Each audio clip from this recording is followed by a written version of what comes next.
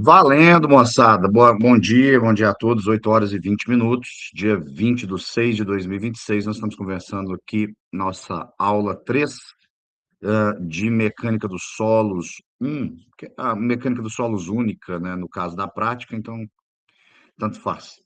Ah, lembrando aquelas coisas burocráticas para vocês, né? A aprovação dessa disciplina é condicionada a 75% de presença. As aulas são gravadas e com essa gravação, automaticamente o Google Meet, o Google, né, controla a entrada e a saída de vocês e a chamada é feita pelo controle de acesso. Então, certifiquem-se de que todos vocês acessaram por uma conta reconhecível, né?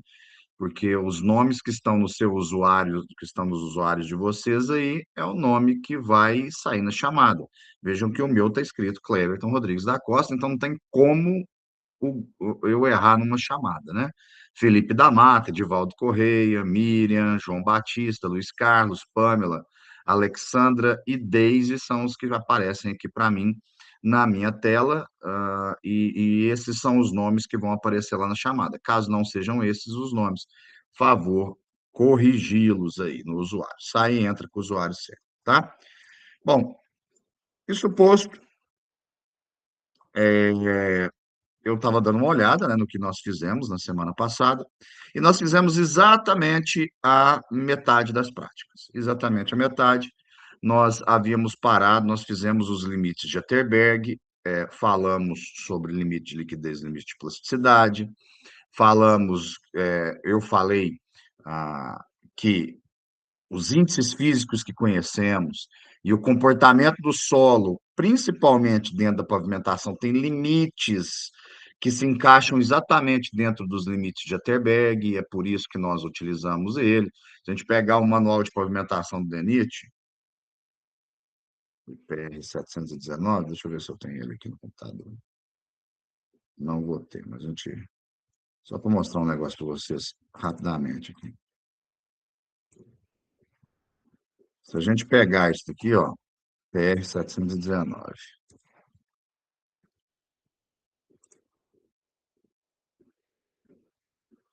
Que é o manual de pavimentação para pavimentos flexíveis do DENIT. Se a gente for procurar LL aqui, não, aqui não, filho, Ctrl F. Procurar o LL, vai ter muito L. Ó, fala sobre os limites de consistência, ó, já de maneira expressa, fala os limites de consistência entre o LL e o LP, certo? O índice de plasticidade. E aí, fala sobre o índice de suporte Califórnia, que isso é um outro ensaio, né, para um outro momento. O que eu quero mostrar para vocês é o seguinte: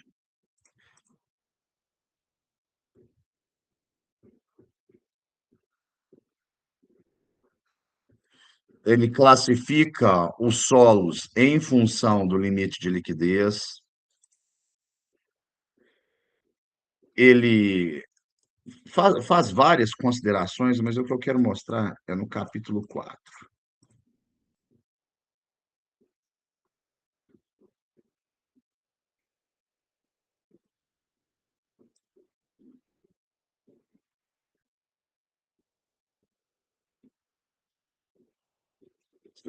Capítulo 4.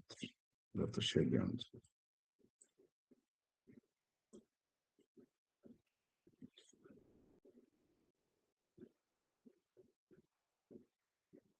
Tan, tan, tan, tan, tan, tan, tan. Olha, o índice de grupo que tem que ser igual a zero, que é uma relação entre LL e LP. Ele cita também LL aqui embaixo algumas outras vezes. Enquanto vocês vão vendo o vídeo, depois eu vou mostrar para vocês aonde ele é citado. Então, esses ensaios para pavimentação, principalmente para pavimentação, eles são muito requeridos, tá? Muito requeridos. Por quê? Porque é uma carga dinâmica ao longo do eixo dos tempos e alta, né? Então, precisa ter um estudo muito importante a respeito disso. Sem mais delongas, vou apresentar para vocês a primeira prática do dia de hoje. Chega para cá. Deixa eu dar uma olhadinha aqui.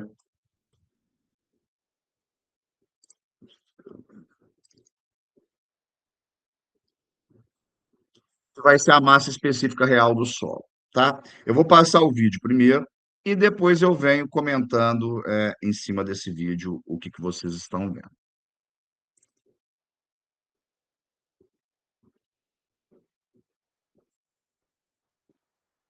Pausa aqui, vem aqui, compartilhar aqui, tirar minha cara do jogo aqui.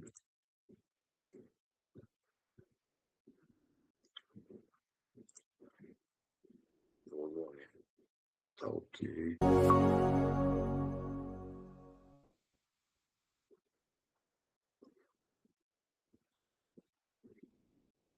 Olá, sejam bem-vindos novamente, nossos ensaios, nosso laboratório de mecânica dos solos.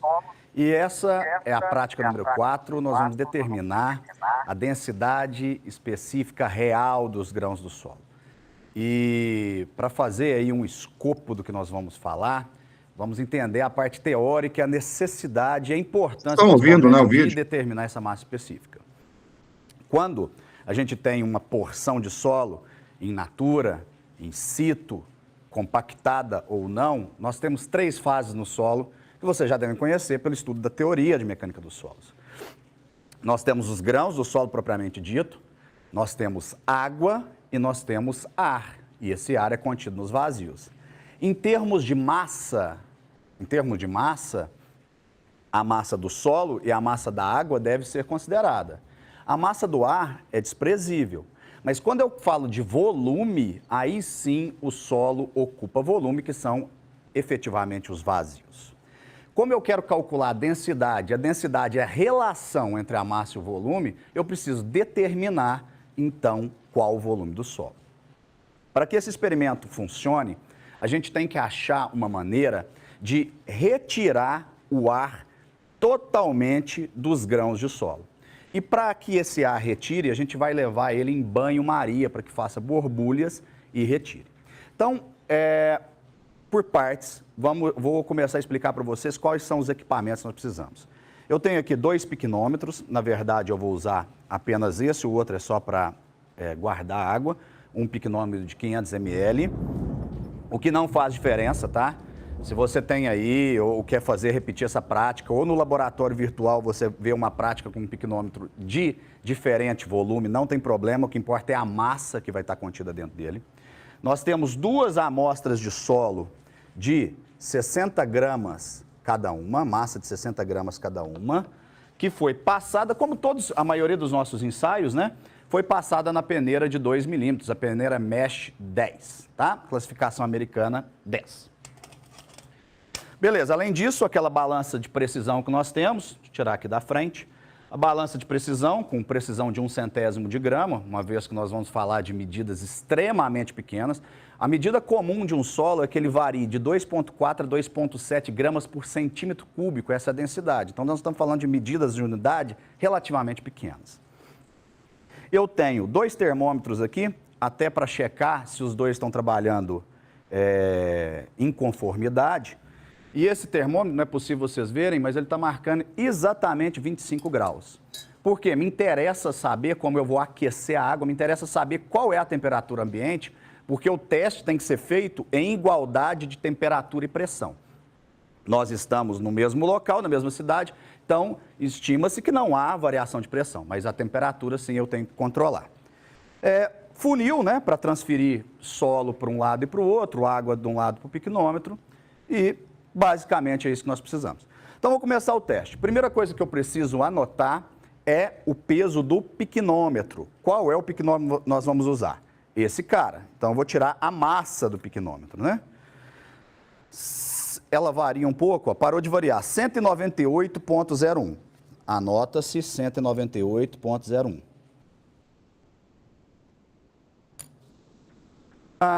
O próximo a se anotar, depois vocês vão ter um quadro com isso, né? É o piquinômetro cheio de solo. Só que se eu sei, né, eu já separei 60 gramas de solo passado na peneira Mesh número 10, eu sei que basta acrescentar aqui a somatória simples, né? Os 60 gramas ao peso do piquenômetro. Então, eu tenho só que somar aos 198,01, 60 gramas. Depois, o peso do solo seco. O peso do solo seco eu conheço. A massa dele é 60 gramas, tá? Agora, o peso do piquenômetro, a massa do piquenômetro cheia de água. Para isso, vamos usar aqui, vou usar esse de cá, para eu transferir a água de um para o outro. É importante notar que o piquenômetro ele tem uma pequena marca que é no final aqui dessa esfera com o gargalo. E é até aqui a marcação que nós vamos usar para encher de água. Não deu. Vou pegar a próxima.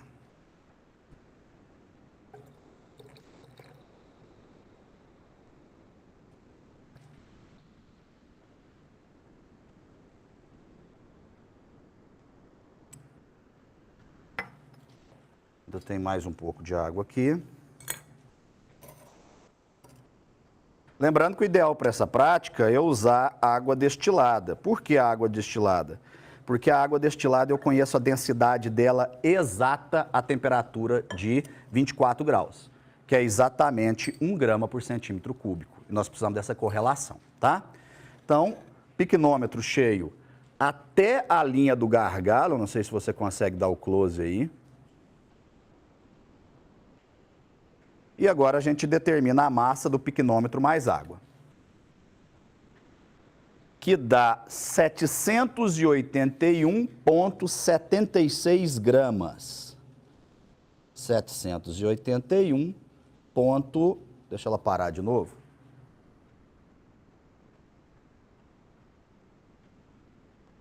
Ponto 74 gramas.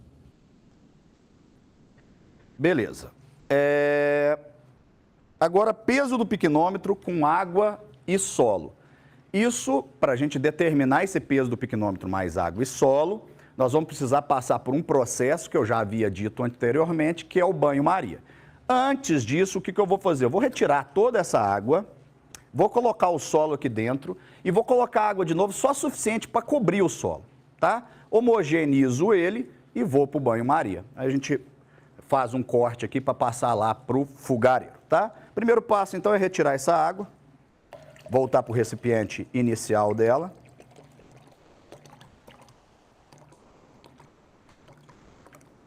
Veja que essa é uma prática, apesar de manual, mecânica, mas que incorre menos erros do que as outras práticas manuais, como, por exemplo, o limite de plasticidade, né?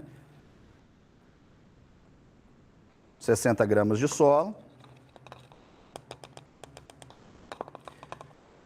Como esse solo passou numa peneira fina, né? A gente tem aqui umas frações de areia muito fina, próxima de 0,075 milímetros, então ela normalmente gruda, né? Por causa da coesão.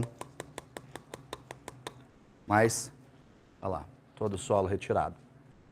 Certo? Agora, colocar água somente, tão somente, para cobrir o solo. Cadê? Aqui.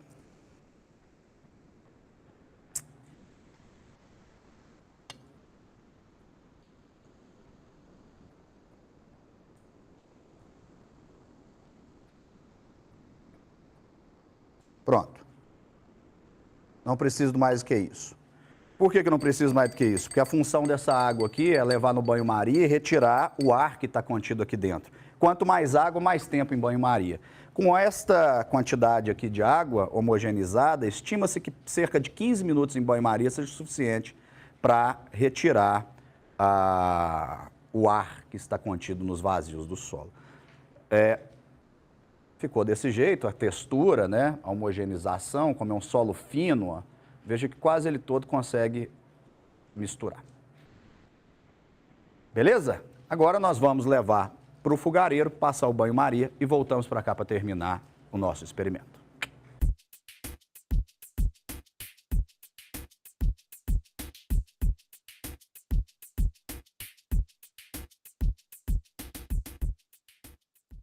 Bom, saiu do banho-maria, nós gastamos aproximadamente 25 minutos, entre os 15 minutos do banho-maria, mais o tempo dessa água começar a esfriar, tá? Ela está em torno dos 28 graus aqui, mas como eu tenho que completar com água, eu penso que assim que eu completar com água, ela vai chegar nos 25 graus. Se não chegar, a gente aguarda até o momento que chegar nos 25 graus. Então tá aqui, vamos completar com água até o limite do gargalo, que foi o mesmo ponto que eu usei para fazer a determinação da massa da água, né? Então tem que ser no mesmo ponto. Então, vamos lá.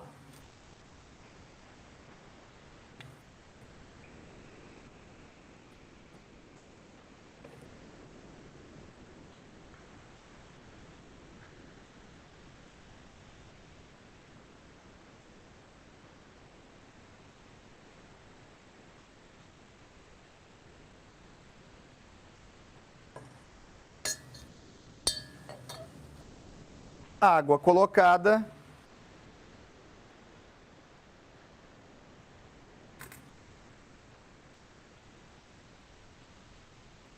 (822,73 gramas). 822,73 gramas. Beleza, moçada. O que vai acontecer agora? Eu tenho todos os dados que eu preciso para jogar na equação, só que eu preciso fazer 2 ensaios. Mas para que a aula flua bem, para que tenha celeridade, esse mesmo processo eu vou fazer aqui e já apresento para vocês o resultado final, né? Uma vez que o processo será idêntico a esse, exatamente como esse, e é um processo moroso, né? Eu vou gastar aqui no laboratório mais 1 hora para fazer novamente esse processo, e eu acho desnecessário apresentá-lo outra vez para vocês, tá? Então, nós vamos cortar aqui, eu vou fazer novamente o processo, vou tabelar, igual eu fiz nas outras práticas, vou tabelar para vocês o resultado e apresentar ao final, tá certo? Exatamente 25,5 graus, diferença de meio quando nós começamos o experimento, isso não invalida nossa prática. Ok, experimento encerrado. Eu trouxe para vocês aí nesse slide um relato fotográfico, tá? Das massas da determinação do outro ensaio, né? Da massa específica real, que não foi filmado, que eu disse para vocês que seria feito aí no período da noite. Então, nós temos aí o peso, somente a massa do piquenômetro vazio de 131,42 gramas, os 60 gramas de solo, o piquenômetro cheio de água com 616,09 gramas e o piquenômetro com água e solo 653,57. Essas imagens são só ilustrativas, porque o que importa para nós aí são as equações e o resultado, tá? Das equações, nós temos aí o γS, que é a massa específica real do solo, é aquela que, segundo o professor Caputo, né, é a maior referência hoje que nós temos em mecânica dos solos no Brasil. Ele fala que esse solo vai variar de 2,65 a 2,85 gramas por centímetro cúbico, tá? 26,5 a 28,5 quilonewtons por metro cúbico, que dá na mesma de 2.650 a 2.850 kgf por metro cúbico. Lembrando que essa conversão que eu acabei de fazer é considerando a aceleração da gravidade igual a 10 metros por segundo ao quadrado. A equação que leva aos resultados do Dzinho aí, da densidade do solo e depois da massa específica real dos solos, só lembrando, massa específica real dos solos é equivalente ao peso somente dos grãos, tirando aí a umidade, tá? E tirando o ar. Ah, mas o ar, professor, não tem peso considerável, né, para a mecânica dos solos, mas ele ocupa volume. Então, como densidade é massa sobre volume, é como se a gente tivesse um bloco sólido de solo, ok? Um bloco sólido, como uma rocha, sem espaços vazios. É isso que nós estamos determinando. Então, eu tenho aí o peso do solo seco, que é 60 gramas em todos os 2 ensaios, dividido pelo peso do solo seco, mais o peso do piquenômetro cheio de água, menos o peso do piquenômetro com água e solo. Veja que tem piquenômetro em duas partes, então subtrai-se peso de piquenômetro com piquenômetro, nós estamos falando só do seu interior. E o princípio que norteia essas equações é o princípio de Arquimedes, né? Em que um corpo qualquer mergulhado num líquido, através da teoria do empuxo, move para fora o mesmo volume equivalente àquele corpo submerso. Então, se a gente conhece o volume e conhece a densidade da água, a gente pode transformar através da movimentação de água, através da lei do empuxo, a massa específica real desse solo, tá? E os resultados são do ensaio 1 e ensaio 2, está aí os valores que nós viemos acompanhando durante o ensaio, né? O ensaio 1 feito filmado, o ensaio 2 através do relato fotográfico, e nós temos aí que a massa específica real para o ensaio que eu fiz, 3,16, que eu fiz perante as câmeras, né?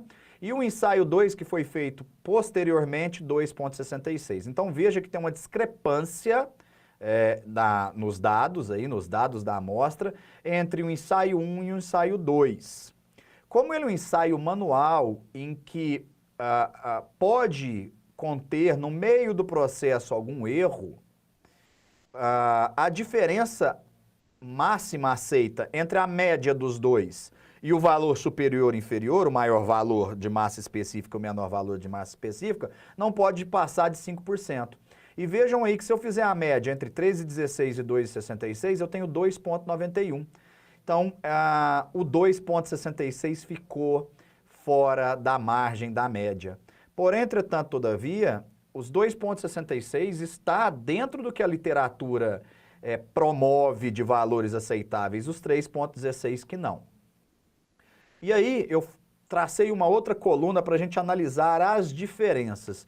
E se a gente vê aí a diferença na massa do piquenômetro com a massa do piquenômetro mais solo, mantém-se aí 66,59 gramas.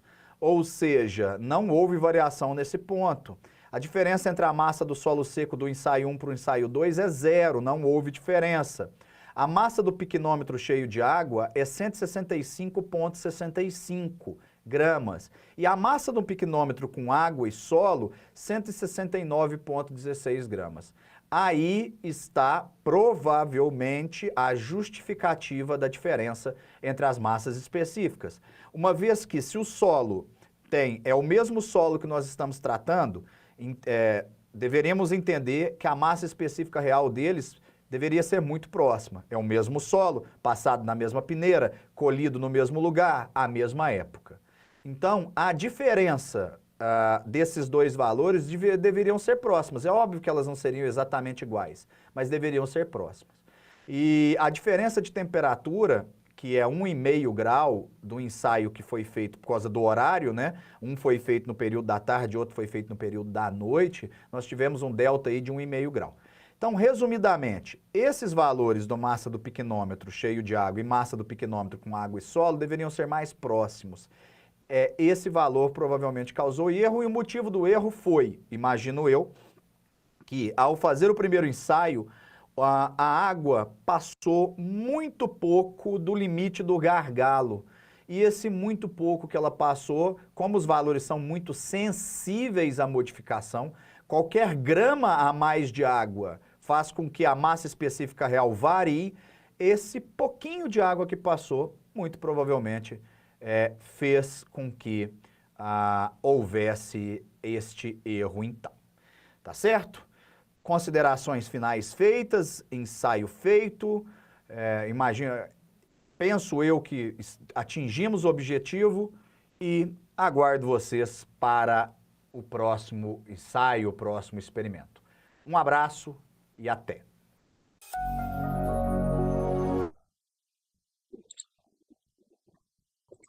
É isso aí. Vocês perceberam onde estava o erro?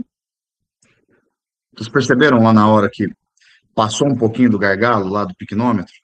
E como são massas muito pequenas, o estrago que isso fez, a diferença que isso fez no total? Sim ou não? Alguém flagrou? Tudo bem. Beleza. Alguém tem alguma pergunta? Quer fazer algum comentário, gente? Senão fica só esse negócio, só eu falando, aí fica meio monólogo. Não? Tá. Nós temos, nós temos mais uma prática apenas para ser vista, que é a prática de compactação de solos. E aí, é, pela hora, nossa aula aqui é 1h40, então ela seria até 9h40, né? Vai dar mais ou menos em cima do horário. Eu vou passando a prática e a gente vai fazer o seguinte: vou passar esse último vídeo da prática, acabou o nosso conteúdo.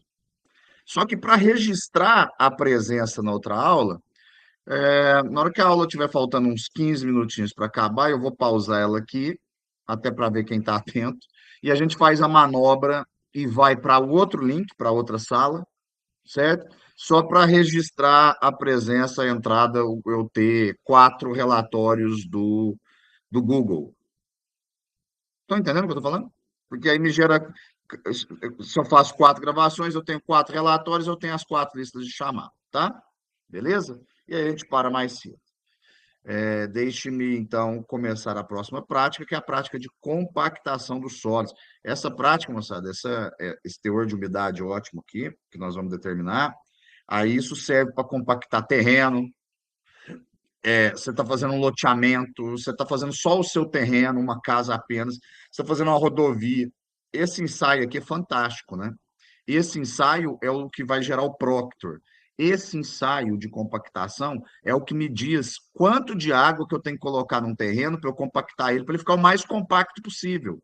Então, ele é impagável. Esse último, esse ensaio que vocês viram agora, de massa específica real, ele é um ensaio que fomenta os cálculos, né? Vocês perceberam lá, porque o gama G ele entra no índice de vazios, se ele entra na fórmula do índice de vazios, ele entra no recalque da estrutura. Você quer saber o quanto a estrutura recalcou, recalcará. Você precisa trabalhar a diferença de índice de vazios, né? O ρC, o recalque primário tem a ver com a variação do índice de vazios, e essa variação do índice de vazios tem a ver com o gama G. Por isso que se faz aquele ensaio, tá? Que nós fizemos há pouco para determinar a massa específica real dos grãos, gama G. Agora, esse é mais aplicado em campo mesmo, que lá é um ensaio muito de laboratório de bancada de cálculo. Esse é aplicado à prática, vocês verão.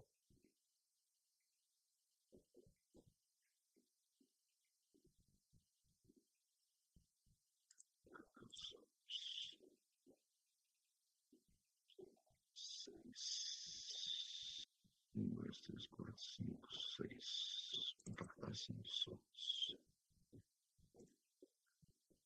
Pronto.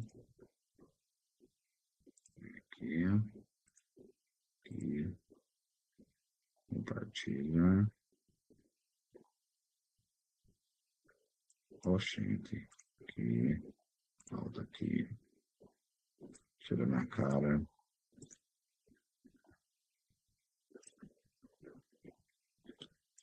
E tal.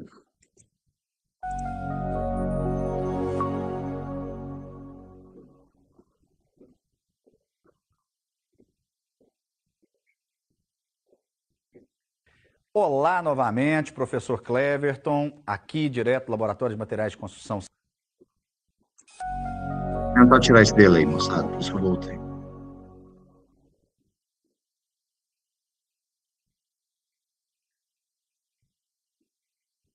Olá novamente, professor Cleverton, aqui direto do Laboratório de Materiais de Construção Civil, Laboratório de Mecânica dos Solos, para executar nossa última prática de mecânica dos solos.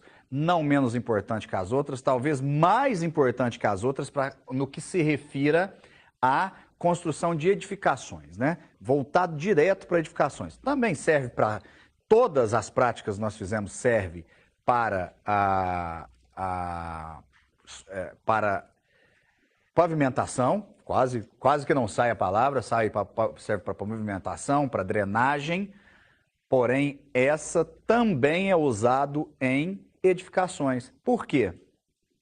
Ao compactar o solo, eu consigo determinar qual é o percentual de água que faz com que esse solo tenha a maior densidade real possível.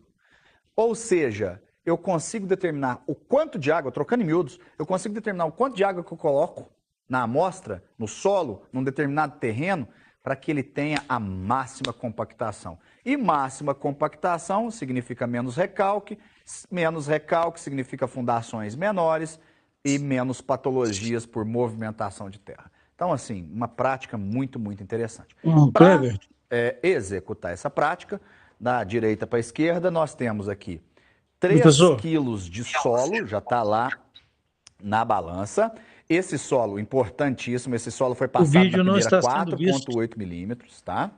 E vocês estão lendo lá 3,160, porque 160 é da vasilha, da bandeja de alumínio, tá? Então nós temos Tá livre sim, tá ali passando 3 aqui pra mim, quilos ou normal. 3.000 gramas de solo, como queira. Aqui nós temos um soquete metálico, esse soquete é para fazer a compactação. E esse Aqui eu não vejo soquete, a imagem ele do vídeo. cai a uma altura de aproximadamente 31 centímetros. Para ser exato, 30,5 centímetros, tá? Para ser exato, 30,5 centímetros. Nós temos aqui também o extrator, né? Porque a gente vai precisar para tirar o solo de dentro do cilindro, os anéis do extrator para que ele possa funcionar. À minha esquerda, à direita de vocês, né? Nós temos as cápsulas numeradas de 1 a 5. Balança de precisão que vocês já conhecem, dispensa comentários. As cápsulas, só para linkar, são para determinar a umidade, né? Nós temos uma bandeja aqui para a gente misturar água ao solo, né? 2 colheres de pedreiro para auxiliar a misturar, pincel. Um detalhe que eu não falei, se vocês forem observar no roteiro, o roteiro pede para fazer essa prática com 6 quilos de solo. 6 quilos de solo é realmente a norma da BNT. Nós vamos nos dar ao luxo de fazer essa prática com 3 quilos de solo. Por quê? Por causa do tamanho do nosso cilindro, tá certo? Nós temos aqui, então, falando em cilindro, nós temos aqui o nosso cilindro, tá? Se você verificar no roteiro também, esse cilindro ele tem 1.000 centímetros cúbicos de volume.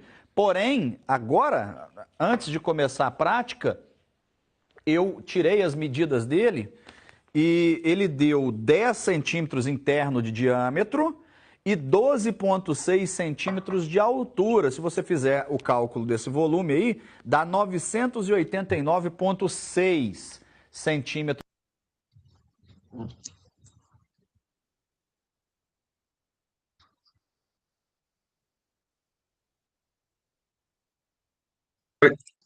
É o que eu ia falar, Luiz Carlos. O vídeo tá normal. Eu até entrei pelo celular para ver se via. Pessoal, vocês estão vendo normalmente? Sim, tá tranquilo aqui. Também tá Normal. normal.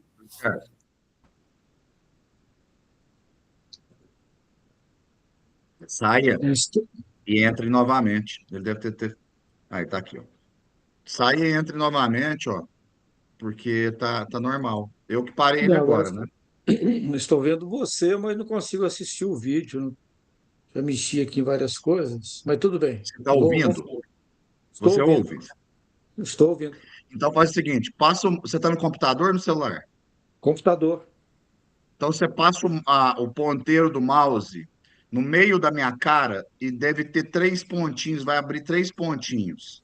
Bem, Vê se tem uma espécie de um alfinete para você clicar, que aí você vai liberar minha tela como não mais a principal e vai ver a tela secundária. Vê se isso é possível.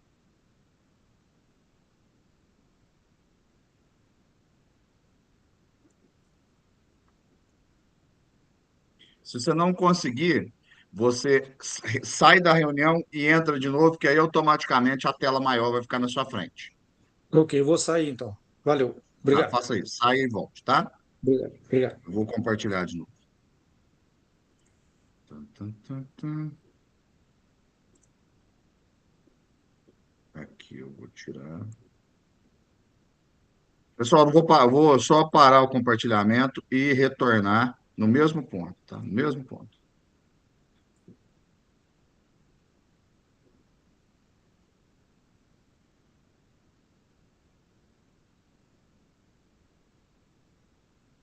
Metros cúbicos. Então, não deu os 1.000 e nós vamos usar o volume real, né? Se nós temos ferramenta para medição, por que usar um volume fictício e não o volume real? Não faz sentido, né? Nós temos a parte de cima do cilindro que se encaixa para que a gente tenha uma E agora, Luiz? sobra de solo para a gente poder rasar ele exatamente, né, no ponto certo. E temos aqui nossas provetas graduadas com água, tá? Apresentados, temos a espátula e a parte de baixo do cilindro, tá? Mas isso vocês vão percebendo ao longo da prática.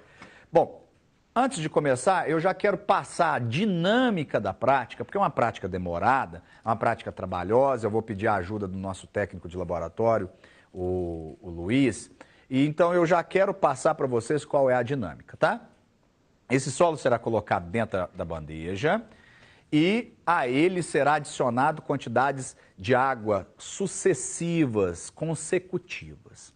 Se você observar no roteiro, estima-se que para que nós tenhamos os 5 pontos, que vão nas 5 cápsulas, que nós mostramos há pouco, você vai adicionando 2% da massa de solo em água. Lembrando que a densidade da água é 1 para 1, né?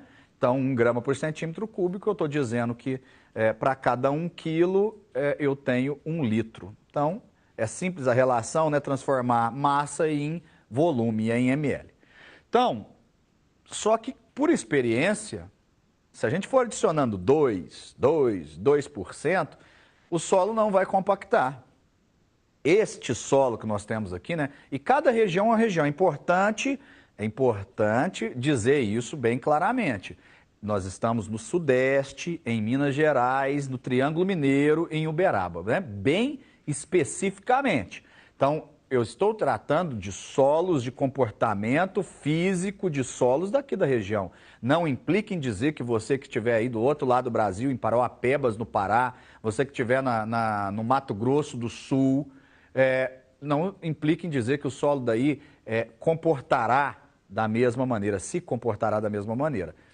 Aí cabe a buscar a experiência de um laboratorista da sua região. Isto posto, o nosso solo ele começa a compactar com aproximadamente 6% de água. Então, nós vamos acrescentar 6%, 6 vezes 3, 18, né? Então, nós vamos colocar 1 litro e 800 ou 1.800 ml. E depois disso, aí sim, nós vamos acrescentando de 2 em 2%, certo? 2 vezes 3, 6. Então, nós vamos colocar 600 ml de água em cada acréscimo depois do primeiro ponto, tá certo? Coloca o solo, coloca a água, homogeneiza-se o solo.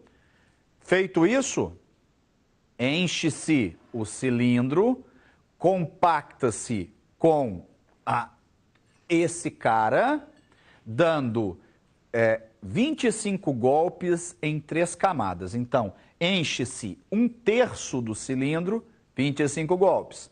Mais 1/3, né, o segundo terço do cilindro, 25 golpes. Por fim, o terceiro terço do cilindro, mais 25 golpes. Lembrando que o cilindro para medição, que deu aproximadamente 1.000 centímetros cúbicos, 998 e alguma coisa, é esse. Só que a gente vai fechar com essa parte de cima e o que nós vamos dividir é ele total, ok? Compacta-se ele inteiro. Para quê? Para na hora que eu subtrair essa parte, eu consiga arrasar de maneira precisa. O soquete eu vou colocar ele aqui no chão e vamos pedir a ajuda do técnico Luiz para executar essa prática. Antes de mais nada, eu vou colocar o solo na bandeja, nós vamos fazer uma inversão aqui e nós vamos executar a prática à medida que for sendo necessário algumas intervenções e alguns comentários, eu o farei no momento oportuno. O que eu esqueci de dizer, e é necessário complementar, é que ao final das 3 camadas compactadas, pega-se o cilindro, põe-se no extrator, retira-se a amostra de solo, que vai ficar parecendo um corpinho de prova mesmo de concreto, e racha ele no meio, tira uma quantidade pequena de solo, põe dentro da cápsula para determinar a umidade. Nós teremos 5 pontos, nós vamos repetir essa prática 5 vezes. Cada vez, né, se eu vou adicionando água, então quer dizer, a umidade só vai tender a aumentar. E o que a gente espera? A gente espera que o comportamento desse solo nos gere algo parecido com uma parábola, em que, à medida que aumenta a umidade, aumenta a massa específica real desse solo. E a partir de um determinado ponto de umidade que está aqui no eixo X, essa massa específica decresça. Por que isso acontece? Porque até determinado ponto, a água lubrifica os grãos do solo, fazendo com que eles fiquem mais justapostos, ou seja, diminua os vazios entre os grãos. Ao passar de uma determinada quantidade de água, que é chamada de umidade ótima, que nós vamos determinar até o ensaio dessa compactação, essa lubrificação torna-se a saturação, começa a encharcar o solo começa a ficar saturado. E aí, dá um efeito que empiricamente, na obra sempre se diz que é o borrachudo. Vocês vão perceber que na hora que começa a bater o soquete, você bate de um lado, o solo pula do outro. Por quê? Porque adicionou-se muita água e esse solo encharcou, tá? Não é interessante. Tem obras que você vai perceber ao longo da sua vida, né? Isso daqui é um trabalho acadêmico que visa preparar, né? Subsidiar o aluno para que ele tenha essas experiências e que ele, quando ele chegue lá no canteiro de obra, lá no seu profissionalismo, com o seu profissionalismo, ele consiga tomar decisões em determinadas situações. Tem solos que na hora que você for compactar, o mestre de obras, o imediato vai te chamar e vai dizer que deu borrachudo no solo. Ou seja, por que deu borrachudo nesse solo? Porque em alguma camada, normalmente não é nos primeiros 50, 60 centímetros, porque aí você tem o sol e essa camada seca, você tem nas camadas inferiores, você tem presença de umidade. E aí, isso é uma discussão para depois, lá em fundações, qual seria a fundação adequada, então, quando você tem um borrachudo no solo? Como é que você vai trabalhar? Eu já posso adiantar, claro, né? Vai trabalhar com fundações profundas, não vai tratar ali de uma fundação rasa, onde você vai descarregar uma tensão em cima desse solo que vai recalcar futuramente. Mas isso é uma discussão mais profunda e nós faremos ela no momento oportuno. Então, vamos trocar aqui de lugar e nos momentos oportunos eu faço os comentários. Luiz, por favor, você pode nos ajudar?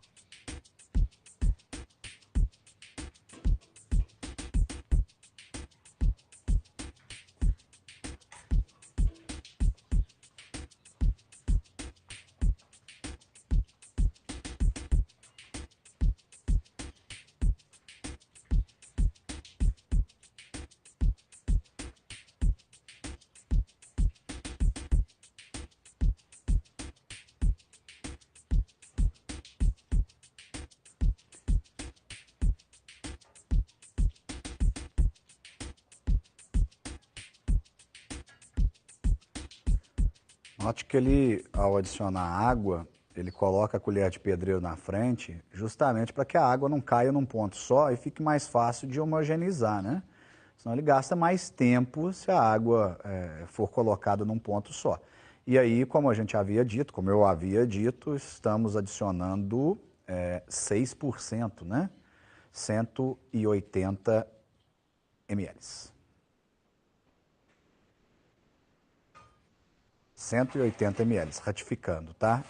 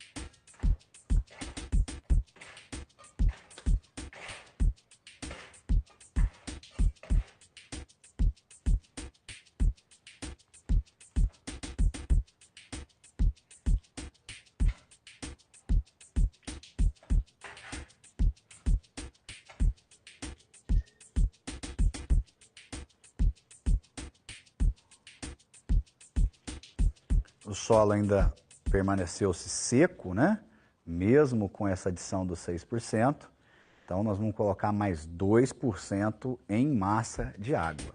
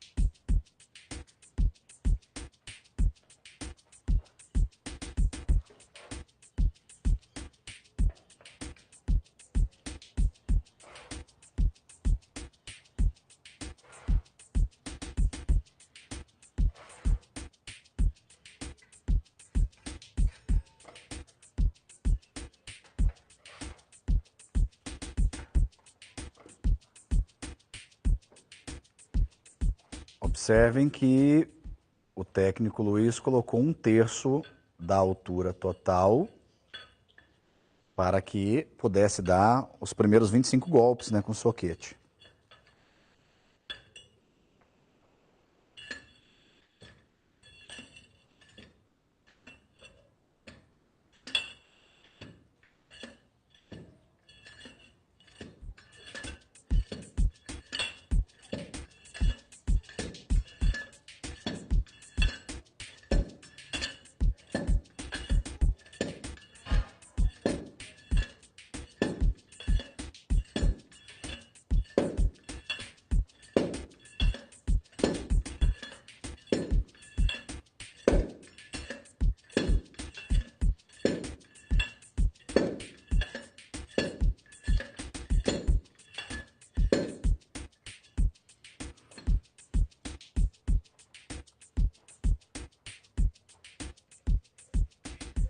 ele está promovendo algumas ranhuras, né? Para que um solo se adentre no outro, a camada agora não compactada, que será compactada, seja homogeneizada, misture-se com a outra. Por isso, algumas ranhuras. Agora nós vamos ter 2/3 do cilindro cheios.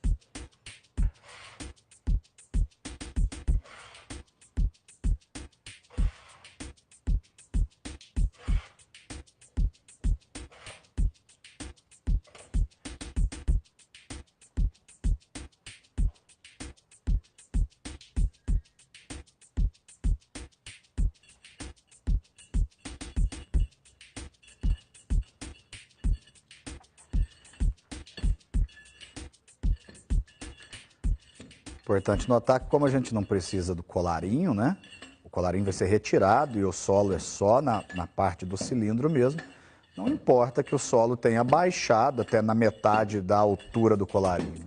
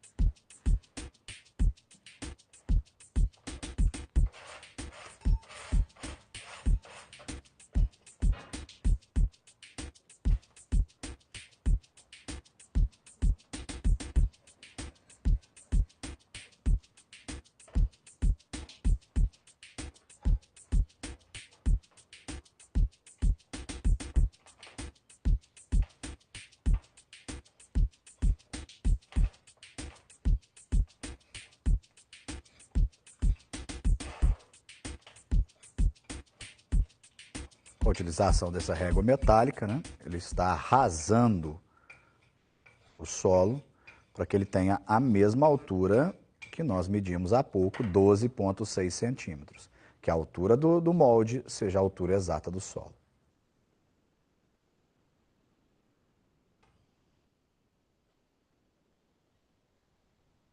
Note como o solo está preso ao molde e o molde não tem fundo, o fundo é livre. A parte de cima e na parte de baixo, nós não temos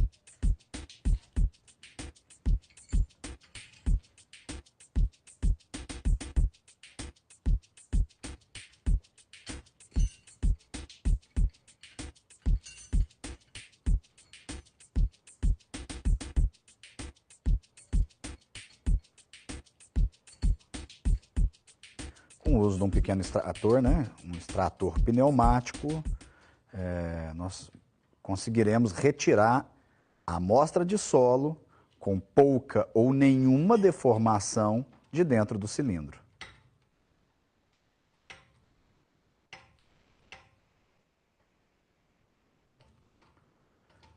Tem uma regulagem, né, uma borboleta do lado da frente, a regulagem do fluxo de óleo, tá? Ele tem que estar, lembrando que ele tem que estar aberto, senão você vai bombear e ela não vai extrair. O pistão não vai se mexer, né?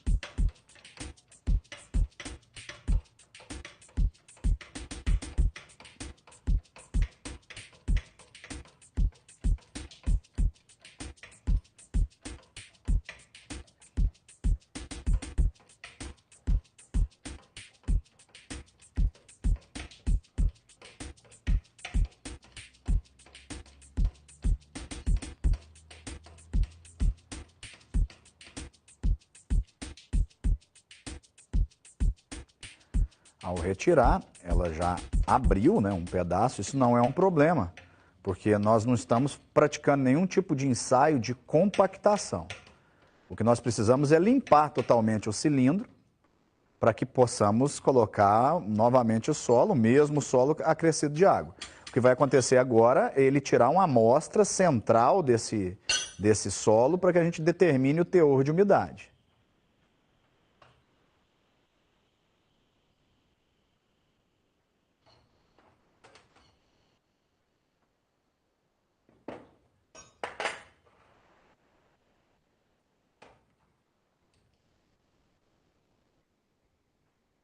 Então, na cápsula 1, colocaremos a primeira amostra.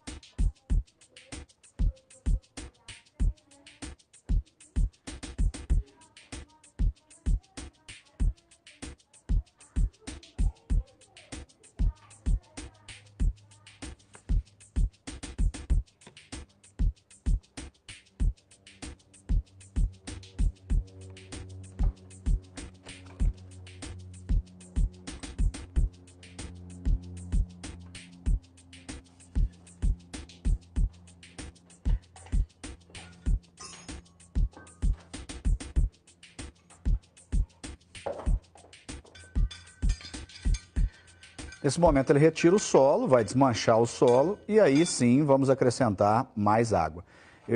É importante repetir, né? Ratificar que as quantidades iniciais de água que são colocadas no solo para misturar e começar a fazer a compactação, elas só são importantes para que a curva seja respeitada. Porque o teor de umidade real ele vai ser mensurado através da cápsula, conforme nós já vimos o teste de determinação de umidade. Tá? Por que então que nós temos esse cuidado de começar com 6% em massa de água e depois não foi possível compactar com 6%, adicionamos mais 2, né? 180 ml, mais 60 ml, 240 ml de água. Por quê? Para que não desande o nosso teste. Então vamos colocar mais 2%, e ver qual será o efeito desses 2%.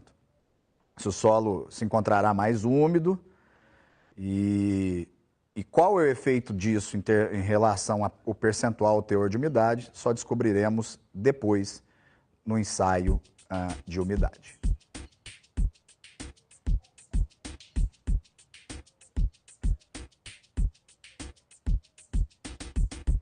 Então ele está medindo 60 ml.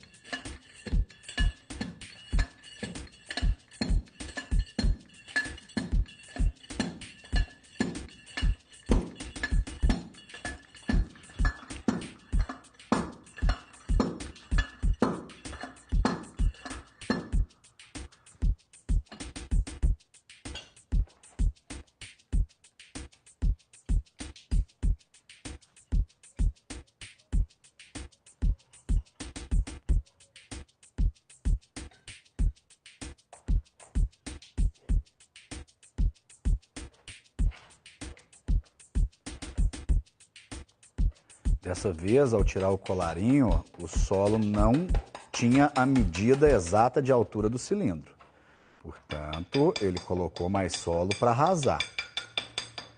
Aí vocês poderão discutir e corretamente, poxa, mas essa última pedaço de solo aí, 1 centímetro e meio, não dá para mensurar, não teve a mesma energia de compactação, o mesmo Proctor que o resto das camadas. Por que que isso não nos importa? Porque o ponto que nós vamos coletar a amostra é o ponto médio do cilindro, na metade da altura, aproximadamente na metade da altura do cilindro. Então, não faz diferença ele não ter esse pequeno pedaço compactado. Isso faria diferença se estivesse na metade, aí sim, ou perto da metade.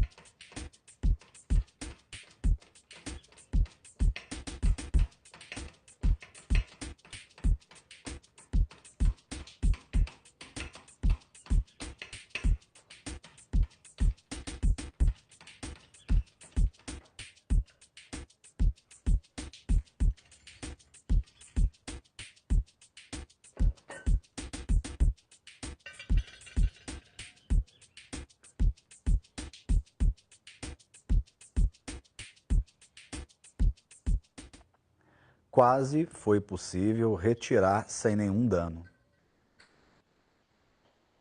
Quase possível retirar sem nenhum dano. Veja que nós já atingimos um estado de compactação melhor do que o primeiro, o que era de se esperar.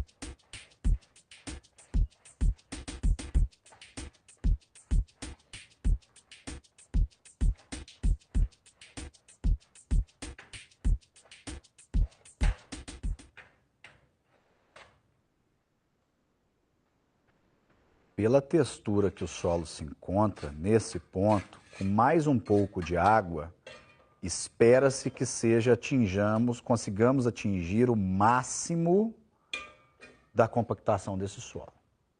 Vamos ver depois, na hora de traçar a curva, se realmente foi assim.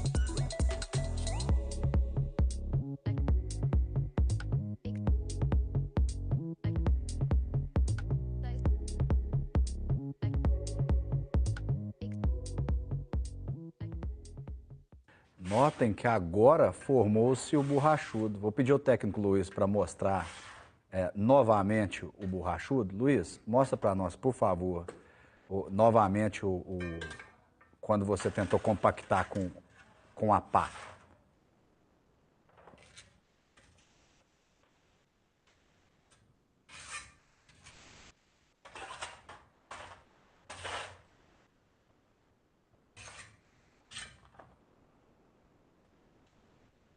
Você já não consegue compactá-lo mais e ele forma essas crostas, essas bolas.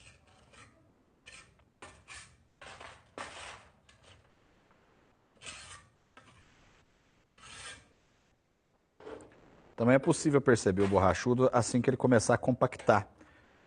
Não dá para enxergar, mas por isso que eu estou narrando a situação, que assim que ele começar a compactar, ela vai começar a pular. Ele bate de um lado, no espaço vazio que tem na lateral do cilindro, entre o cilindro e o soquete, ele começa a pular.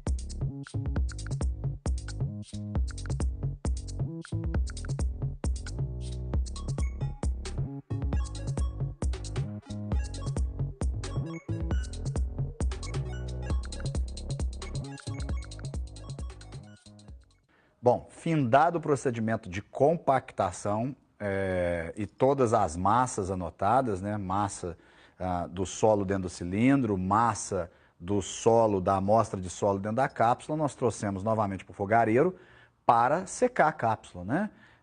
Tirar a água através da evaporação. A gente começa aquecendo ele com a tampa, nós vamos tirar a tampa já para...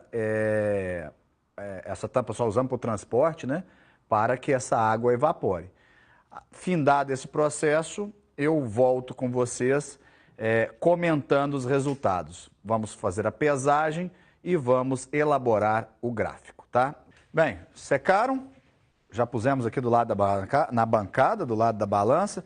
Eu coloquei aqui uma ardose aqui para não queimar a balança, porque as cápsulas ainda estão quentes, não deu tempo de esfriar. Então, já tarei a balança, vou pegar agora a massa. Aquela hora durante o ensaio, a gente estava com massa de cápsula, né? Nós já tínhamos mensurado no começo.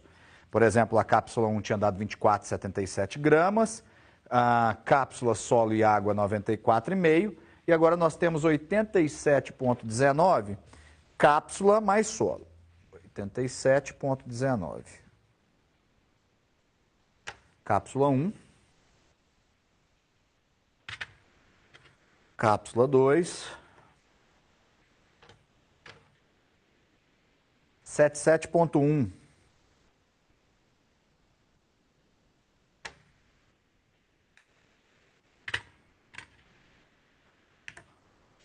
Três, 7664.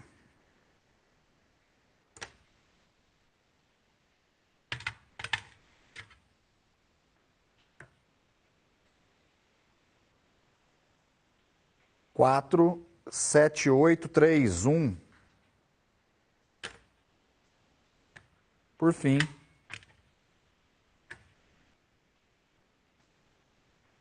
7763. Bom, com esses resultados agora, nós vamos tabelá-los. Com a tabela, nós vamos traçar o gráfico e determinar a umidade ótima, ok? Então, nós vamos fazer um pequeno corte aqui e vamos para a montagem do gráfico e os cálculos pertinentes. Estou aqui agora com os resultados.